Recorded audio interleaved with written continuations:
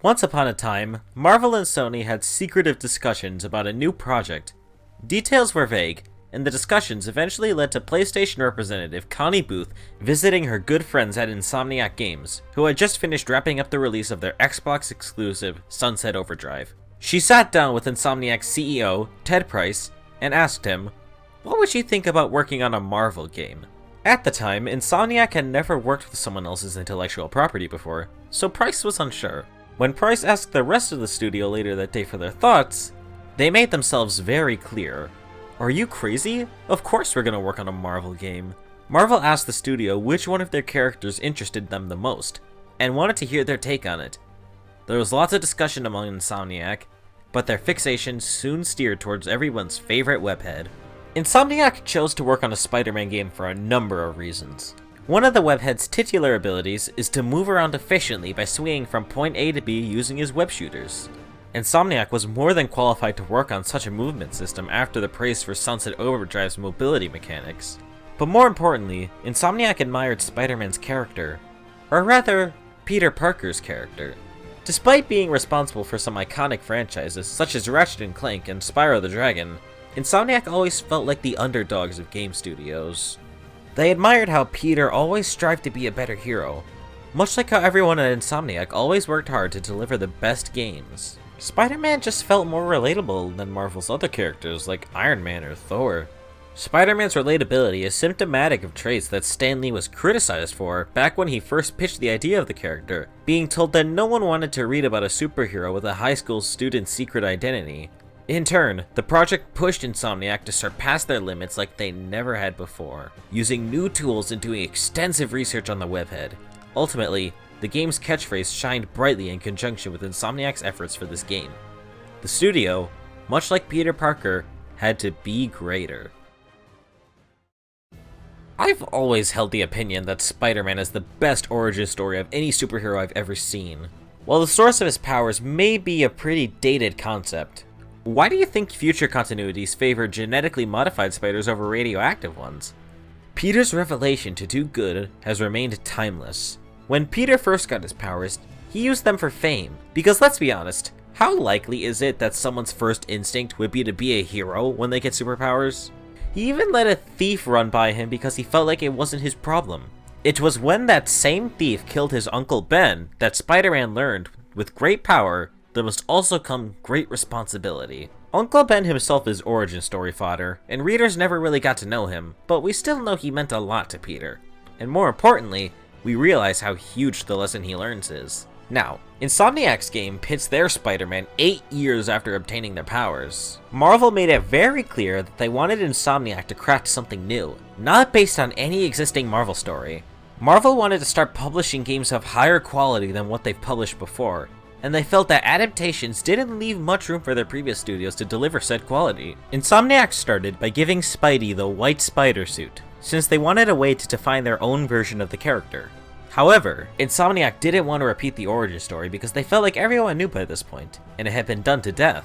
So when you choose to omit the revelation of this character's greatest trait, how do you portray said trait effectively? By making it the defining aspect of the game. Brian Intihar and the rest of the game's writing team challenges Peter Parker to be greater throughout the entire game. Here on Earth 1048, which is the name of the reality that this game takes place in, Spider-Man knows the ins and outs of superheroing very well. The stakes have never been anywhere near as high as the events of this game. Sure, he picked fights with supervillains often during those 8 years, including the raft escapees that we see later in the game, as well as villains we haven't seen on screen, like Sandman. But it's heavily implied that his operations have been rather one-off. Though, even if his past missions were easier than what he faced in this game, he still had a great grasp on the meaning of responsibility. Peter thought he was doing well, but when the Devil's Breath crisis hit New York, his world was shaken up way more than when he first got his powers. There was one valuable principle Insomniac learned about the webhead that they made into a precept when developing this story. Whenever Spider-Man wins, Peter Parker loses, and vice versa. God damn it, man. They really knocked it out of the park here. The best showing of this concept happens at the beginning of the game. When the game begins on a bright morning with Peter just waking up, he gets a notification from the police radio that their force was making advances on Fisk Tower to finally stop the kingpin of crime once and for all. Peter sacrificed his workday to assist with this operation in typical Spider-Man fashion, giving up what he has to protect the city. He wanted to do the right thing, but this would end up being one of his greatest mistakes. Not only was a power vacuum created that even had lasting effects in the next game, but his tardiness for his job set something terrible in motion. Peter works as a lab assistant for Dr. Otto Octavius, who is Spider-Man's greatest enemy in most other continuities. Peter wasn't there for their latest project safety test, and the results of said test made the grant committee raise an eyebrow, and eventually declaring Otto's lab a safety hazard. This fueled Otto's already exasperated rage for Mayor Osborn, and his continuous reckless pursuit of his research led him to become the supervillain Dr. Octopus. Peter had plenty of chances to stop this before it happened if he had just checked on Otto more, but he put too much trust in the Doctor. Not to mention Peter kept helping him with the research, contributing a lot to the work that went into Dr. Octopus's tools of the trade with the thought that he would use them for the good of the world. Maybe because Peter had always thought of Otto as a trusted mentor. It was on the day of the Fisk takedown that Peter Parker's world collided with Spider-Man's to create the biggest threat Manhattan had ever seen. Peter's advances on Fisk were coming from his heart, as with everything Spider-Man does. But that's the thing. Was the Fisk takedown an act of Spider-Man goodwill? After all, he considers Fisk his greatest nemesis, and has been itching to put him behind bars for 8 years. Do you think a case could be made for the Fisk takedown being an act of selfishness? His negligence for Peter Parker ultimately ended up doing even more bad for the city. In Marvel's City at War, a comic retelling of Marvel's Spider-Man, Peter sheds some more light on being the king of shouldering too much responsibility, literally in the first few pages. He says anxiety makes it hard to get out of bed, or to do anything at all. I'm sure a lot of people can relate to that. What people may not be able to relate to, however, is that there will always be one thing that Peter will ignore these feelings for. And that thing is any time Spider-Man is needed. Seems odd to believe that something can just make you ignore any anxiety and laziness like that, huh? But despite that, I think people can definitely understand that at the end of the day, he is Spider-Man. And he's the only thing standing between New York and oblivion. I'm sure you often hear people say that taking care of yourself first is more important than trying to cater to your other friends so much, right? Have you ever had a friend that was so selfless that you felt the need to step in and tell them to keep themselves in check? I know I can definitely relate. But when we look at Spider-Man, are we gonna tell him that? Probably not. We know what he's been through. We know why he's so selfless. We understand why he does what he does, and we feel like we're not in a position to judge. Look, in the Miles Morales game, Miles specifically states that Peter taught him to put others before himself. Doesn't sound like good advice, does it? But we don't intervene. We feel like this is an exception.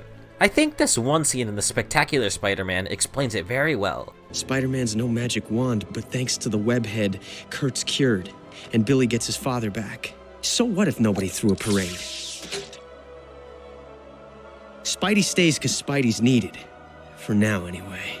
Because of Peter's double life as Spider-Man, he lost an internship and the trust of his friends and his Aunt May, the latter of which imposed a curfew on poor Pete. He describes his powers as a curse. He didn't choose to obtain them, and his acquisition of them was just bad luck. He was about to get rid of them using gene cleansers developed in Dr. Kurt Connors' lab, but he took a glimpse at a photo he had in his room of him and his Uncle Ben, and remembered that Spider-Man is the reason New York can remain safe.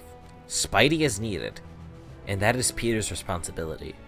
Naturally, we want people to live the life they want. We want people to take care of themselves. We want people to be free. But when we look at Spider-Man, when we see him wanting to rid himself of his powers, we drop all that. We don't want him to stop being Spider-Man. He does so much good for the world, more than anyone else ever has. And the times where he puts others before himself way too often, we feel like we don't have the right to tell him to stop. Not after learning about his roots. If I can go back to Miles Morales for a second, did you know that Insomniac included him so the game could have a teenage character that others can relate to? Makes sense, since Peter's all grown up. Miles' origin story is great and does a lot for Peter, as ironic as that might sound. We got that one scene where Spider-Man taught Miles a bit of self-defense, but this was written to strengthen the connection between Miles and Peter Parker a bit in advance, because Insomniac uses Miles to teach Peter Parker how to be greater after so much of him trying to be greater as Spider-Man. After all, Insomniac wanted to make this just as much of a Peter Parker story as it is a Spider-Man story. The climax of this revelation was the City Hall bombing. Jefferson Davis is a cop who also happens to be Miles' dad.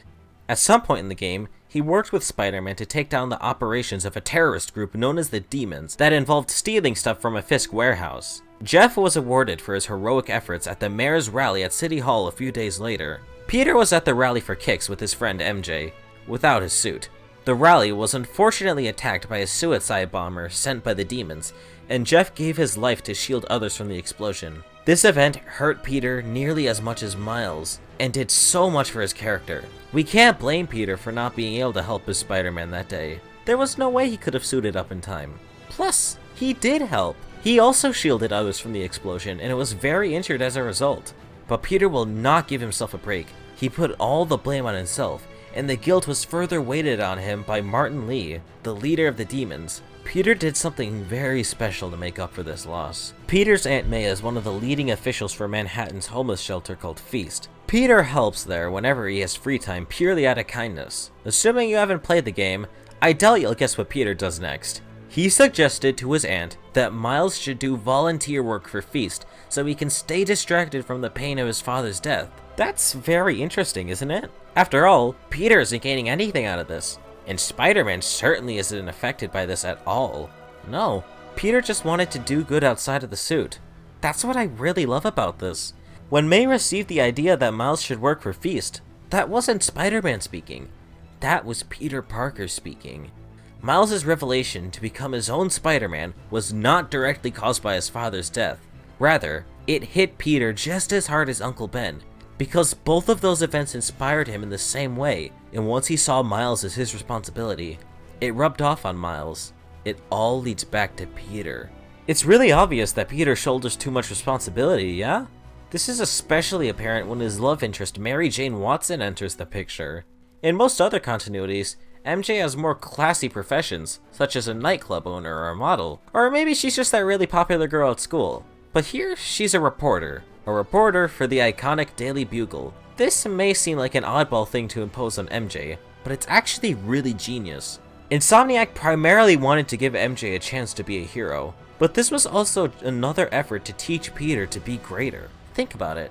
As an investigative journalist, MJ is constantly getting close to the bad guys, being as discreet as possible and getting as much information as she can, often sneaking into their bases of operation. As you might imagine, this upsets Peter. In the reality that this game takes place in, Peter and MJ have been broken up for 6 months, and it's only during this game that they see each other for the first time since then. They try to work together in this game as partners, but Peter won't stop babying her over all of her dangerous investigations, one of which nearly got botched. Sorry, Charlie. It takes Peter half the game to realize that this is exactly why they broke up, and he has to learn to stop taking so much responsibility and to trust other people. That's why, in the final act of the game, Peter and MJ finally make up, and even Miles joins in on the fun. During the final events of the game, the Devil's Breath crisis had hit Manhattan with a pandemic, and Peter must retrieve the anti-serum for the disease from the clutches of Dr. Octopus. Once he retrieves it, Dr. Morgan Michaels, the person who developed the anti-serum, says he'll need the entire sample to be able to provide enough vaccines for the whole city. Unfortunately, Peter's aunt, who was in the same room, was on the brink of death from the disease. It was here where Peter had to make a choice. He could either use the entire sample to save his aunt right then and there, or let her die so the rest of the city can be cured. For a superhero, the choice seems rather obvious, does it not? That may be so, but there's so much more weight behind this moment than simply just losing family. Think back to Uncle Ben. His death was the result of Peter's selfishness, and it was only then he had learned with great power there must also come great responsibility. After 8 years, he's held the biggest amount of power he's ever had, and this time, he made the right choice. And what happened? He loses his aunt. Fun fact, Marvel actually wouldn't let Insomniac kill Aunt May at first. And understandably so. It was one of Marvel's most beloved characters, and dying wasn't really her thing. The scene had already been filmed, but Marvel still didn't give them the approval. But as Insomniac continued to work on the game, Marvel admired them and finally let them include the scene in the game. I thank Marvel for recognizing the genius in this writing and how this scene wasn't just made to be a tearjerker. It represents the best choice Peter has made throughout the game. After failing to meet his own expectations constantly, this was how he proved to be a real hero. Indeed, Peter Parker may have lost, but this was a huge victory for the one and only Spider-Man. With great power, there must also come great responsibility. Insomniac understood that, so they had to do something special when choosing to make a great Peter Parker story that didn't include the origin story. They succeeded by a long shot, making the lesson he learned from Uncle Ben's death the whole theme of the game. That's why the game's message is to be greater, and Insomniac themselves had to do just that when making this game, working the hardest they have ever worked. They understood what makes Peter Peter better than anyone else, and with their wonderful writing, they created the best Peter Parker anyone had ever seen. Alright, and that is a wrap on the Spider-Man video. Thank you guys so much for watching, it means a lot to me. So this is the second video of the reboot of my channel, and it took just as long to make as the first one did. Hope that's okay with you guys. As you can see, these videos I'm trying to make now, they do take a while to make, but it's the content I enjoy, and that's what's important, and I want to make sure you guys enjoy it too. If you're wondering what all this background footage was, this was something I did over the month of May. I actually hosted a charity stream to help out the recent COVID-19 crisis in India, and I was even doing a giveaway for a physical copy of Marvel's Spider-Man for whoever was kind enough to donate. If you want to catch more streams like this, the link will be in the description, because my videos from now on, the background footage will always be from Twitch. And please be sure to check out my Twitter, that is really important. I always post what's gonna happen next there, anything that's going on with me, and current progress on the current video I'm making. Also, if you look in the description, you'll find my Ko-fi page. Since I've been making more elaborate videos lately, they do take a bit of an investment to make, so any amount helps.